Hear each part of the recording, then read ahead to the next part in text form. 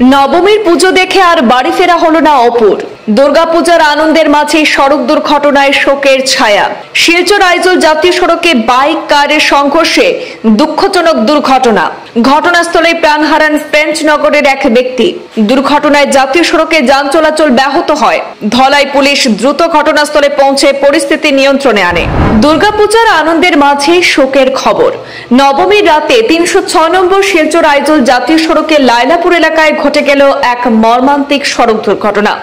প্রত্যক্ষদর্শীদের মতে একটি মোটর বাইক এবং একটি বলেরো গাড়ির মুখোমুখি সংঘর্ষে ঘটনাস্থলে প্রাণ হারান অন্নদা শঙ্কর দাস নামের ৫১ বছরের এক ব্যক্তি।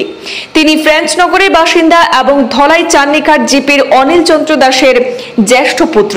এলাকায় তিনি অপু নামেই পরিচিত ছিলেন। এই দুর্ঘটনার খবর ছড়িয়ে পড়তে এলাকায় নেমে আসে শোকের ছায়া। শত শত মানুষ ঘটনাস্থলে ভিড় করতে থাকেন। স্থানীয়রা জানান, এই দুর্ঘটনার কারণে কিছু সময়ের জন্য জাতীয় সড়কে যান চলাচল ব্যাহত হয়ে পড়ে।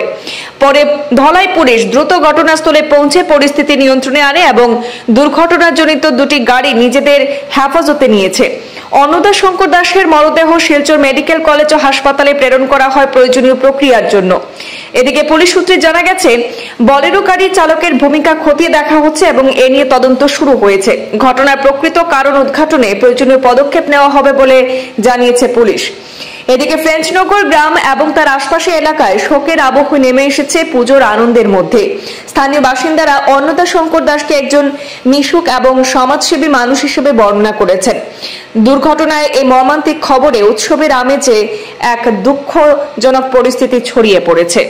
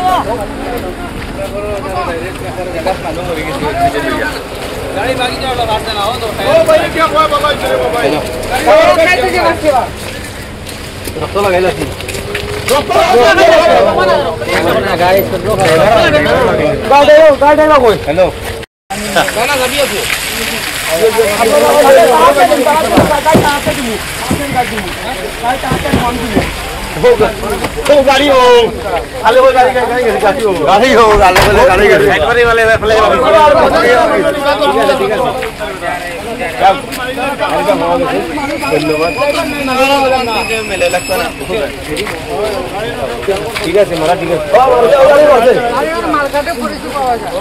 না না অ্যাক্সিডেন্ট